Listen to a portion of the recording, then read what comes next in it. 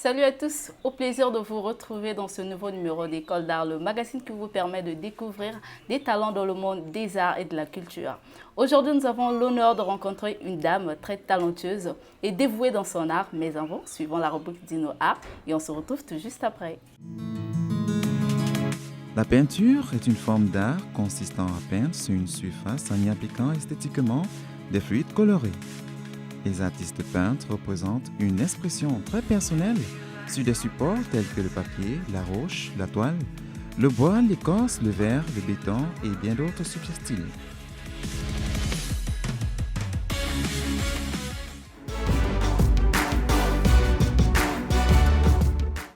Bienvenue dans École d'Art. Elle est plasticienne et l'une des rares Congolaises dessinatrices des bandes dessinées. Elle s'appelle Justine Sana. Bonjour madame. Bonjour à vous. Bienvenue dans École d'Art.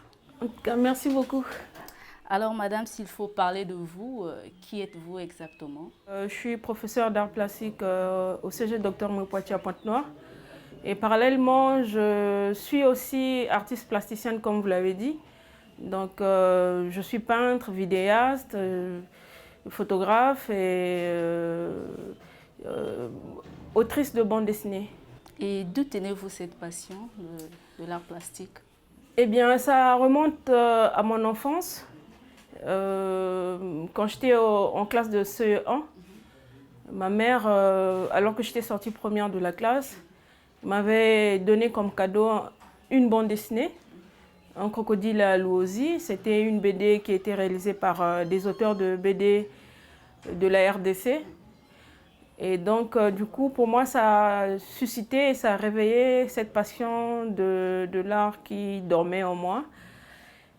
Et après, bon, pendant cette période aussi, à la télévision nationale, on avait des dessins animés qui passaient comme Tom Sawyer, que je dessinais souvent sur mon ardoise, XOR et bien d'autres dessins animés qui m'ont poussé vraiment à la reproduction.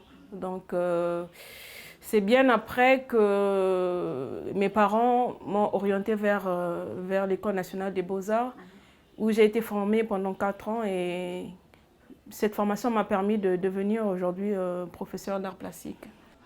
Et vous avez participé à plusieurs salons d'exposition, étant ici qu'à l'extérieur du pays. Et quels souvenirs gardez-vous de ces différentes expositions? Eh bien, déjà, l'un des plus grands moments en tant qu'artiste m'est arrivé en 2009, alors que j'avais intégré au niveau de Brazzaville un collectif des dessinateurs de bande dessinée, donc j'étais l'unique femme. Et à un certain moment, je me posais la question de savoir, mais je dessine, c'est bien, mais qu'est-ce que je fais avec? Et du coup, je suis partie sur Internet, j'ai fouillé des activités autour de l'art, et principalement la bande dessinée. Donc, j'étais tombée sur un salon qui se passait au Mali. Et le monsieur, il m'avait répondu en me disant qu'ils n'avaient pas assez de moyens pour faire venir les artistes de l'Afrique centrale. Mais c'était un homme bon. Il m'a passé des contacts d'un festival qui se passait à Alger. Et finalement, grâce à Dieu, j'ai participé aux 2 activités. Puisque la première, c'était la panafricaine des cultures. Et par la suite, en octobre 2009, le Festival international de la bande dessinée d'Alger m'avait envoyé l'invitation pour prendre part à un colloque autour des femmes BDistes dans le monde. Le bonus, c'est que, alors que je quittais Alger pour revenir à Pointe-Noire, à l'aéroport, j'ai croisé un monsieur. Quand il m'a vu, il a dit « Mais madame, c'est vous que j'ai vu dans le journal ». Et il m'a montré le journal et c'était mon portrait qui était gravé sur cette page des Lointains, dont l'article était consacré à ce colloque. Et donc le monsieur m'avait offert ce journal et vraiment ça a été un moment exceptionnel de mon parcours artistique. Et quels sont en fait les différents tissus que vous utilisez pour peindre vos tableaux? Alors là, Les toiles qu'on utilise, auparavant, j'utilisais le tissu méricané qu'on peut trouver à la mercerie. Mais actuellement, j'achète des toiles déjà préfabriquées en ville, donc avec une toile professionnelle. Donc c'est vrai que ça coûte cher, mais bon, quand on baigne dans ce monde, d'autant plus que ça me fait 20 ans déjà de carrière, il faut savoir se professionnaliser aussi. Alors, Madame Sana, en tant que femme, quelles sont les difficultés que vous rencontrez dans ce domaine de l'art plastique? Et surtout que vous êtes la première BDiste. Voilà. Mon travail, dès le départ, a été bien accueilli, que ce soit par mes collègues ou la critique. Donc, les difficultés que je peux énumérer ici, c'est l'acquisition du matériel. Pour l'instant, nous n'avons pas au Congo des librairies ou des papeteries qui sont spécialisées, comme j'ai vu ailleurs, dans la vente du matériel artistique. Et d'autres difficultés que j'ai rencontrées, c'est quand, à certains moments, j'ai été invitée par des festivals, mais qui me demandaient de payer mon déplacement aller-retour vers ces destinations et que je n'ai pas pu m'y rendre par faute de moyens. Il m'est arrivé une fois, j'étais invitée au festival de la baie de Tétouan au Maroc. Ben, je n'ai pas pu y aller, même si les nouvelles ont été données par la presse que voilà, le Congo sera représenté par Justine Sané et tout, mais j'ai essayé de demander de l'aide de gauche à droite dans des structures où il y a un service socioculturel, mais en vain, ça n'a pas marché. Et ben, du coup... Et au final, vous n'étiez pas partie? Non. Et quelle était leur réaction là-bas? Ben, je leur avais expliqué, hein, parce que j'étais l'unique femme invitée à ce festival ouais, cette année-là. Et pour moi, vraiment... C'était en quelle année? C'était en 2012. Et que représente vraiment l'art plastique pour vous? Eh bien, beaucoup de choses. Une passion? L'art est plus qu'une passion pour moi parce que l'art est venu à moi et j'ai trouvé un refuge et nous sommes accordés et nous continuons de cheminer ensemble jusqu'au bout. C'est votre métier? Oui, j'en ai fait mon métier, mais ma priorité, c'est de pouvoir m'exprimer. Le reste vient après. C'est comme je le dis souvent, que je ne peins pas seulement pour de l'argent, mais je peins aussi le pain de ma vie. Et donc, quels sont vos projets et ambitions pour les générations futures dans le domaine de l'art plastique? À Brazzaville, j'ai initié Espace Nsanar pour l'épanouissement des jeunes et des enfants dans le domaine artistique. Donc, depuis Brazza, j'ai initié des projets comme Atelier Arc-en-Ciel. Donc, j'animais des ateliers avec des collègues dans certains quartiers de Brazzaville. Ben, quand en 2008, j'ai été affectée ici et j'ai initié Anime tes vacances, qui est un festival d'art et de loisirs pour enfants et jeunes. Donc pendant la période des grandes vacances, nous organisons. Donc je dis nous parce qu'il y a des artistes, des collègues artistes qui m'accompagnent bénévolement dans ce projet depuis près de 11 ans maintenant. Donc pendant les vacances, ce sont des ateliers d'art, des espaces d'éducation que nous organisons pour les jeunes, pour ne pas qu'ils traînent de ci, de là. Parallèlement, j'ai initié aussi, en fait, j'ai créé un collectif des auteurs de bande dessinée ici à Pointe-Noire, qu'on appelle Dikwa la Bulle. Et qu'est-ce que ça veut dire Dikwa la Bulle? Pour ceux qui nous suivent à la télé, parce que c'est pas tout le monde qui comprend ce terme, voilà. Dikwa la Bulle. Eh bien, Dikwa la, nous l'avons pioché Du meilleur poisson de Pointe-Noire qui nous est ramené dans nos maisons par des braves femmes. Donc en fait, c'est le haringue.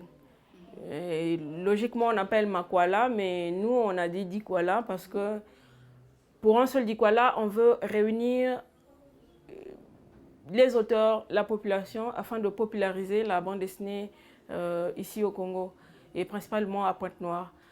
Donc, je suis dans pas mal d'activités que j'ai initiées pour les jeunes parce que je me dis que la jeunesse est la relève de l'après-demain. Et il ne faudrait pas que demain, qu'on nous dise que voilà, on a eu des aînés qui ont eu une possibilité et qui n'ont pas aidé les jeunes que nous sommes. Déjà, je pense que peut-être que nous aussi, on a eu cette réflexion parce qu'on a eu des grands noms, des grands peintres, des grands artistes, mais qui peut-être par manque d'initiative n'ont pas pu créer des espaces pour encadrer les jeunes qui sont passionnés de l'art. Mais moi, je suis dans une maison où j'ai 2 pièces. L'autre pièce, j'ai dit, bon, on n'a pas de structure étatique où on peut aller s'exprimer, autant que BDiste. Donc, pourquoi ne pas offrir cet espace? Donc, c'est une petite chambre qui nous sert d'atelier avec les jeunes. Et donc, vous avez des sponsors qui sont derrière ou bien vous évoluez toute seule? En tout cas, on évolue comme ça. On n'a pas encore des personnes qui nous sponsorisent. Parce que le problème du sponsoring au Congo, vraiment, c'est quand tu ne connais pas un tel qui connaît un tel qui connaît un tel, c'est vraiment un réseau qui est fermé ou complexe. Et nous, ça ne peut pas être un obstacle pour nous. Alors, vous avez représenté plusieurs fois, si on peut le dire, le Congo-Brazzaville à l'extérieur. Et que pensez-vous en fait de ces artistes qui ont certainement eu la même occasion comme vous, mais qui sont restés là-bas, si on peut dire, en Europe ou en Amérique? Bon, j'avoue que c'est une question assez complexe parce qu'on n'a pas tous la même vision. Moi, aujourd'hui, je suis allée au Salon du Livre de Paris en 2016.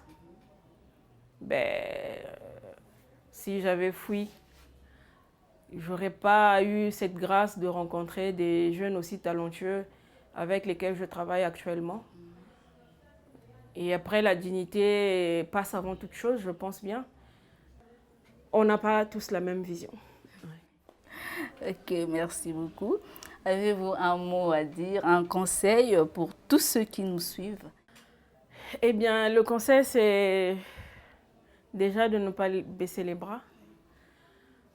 Moi, personne ne savait qu'il y a plusieurs années de cela, que ma maman me donnait comme cadeau une BD et que je devais devenir ce que je suis actuellement. Je devais être artiste, encore BDiste, et que je devais être à Kinshasa pour aller représenter le pays à un festival de bande dessinée, alors que la première BD que j'avais lue, c'était réalisé par les auteurs de la RDC. Donc le découragement, c'est pas une bonne chose si on veut se lancer dans le domaine artistique. Et après, quand on est artiste, il faut savoir se créer des opportunités. Donc il faut continuer à se battre, que ce soit pour les initiatives socioculturelles qu'on peut avoir à l'intention des jeunes.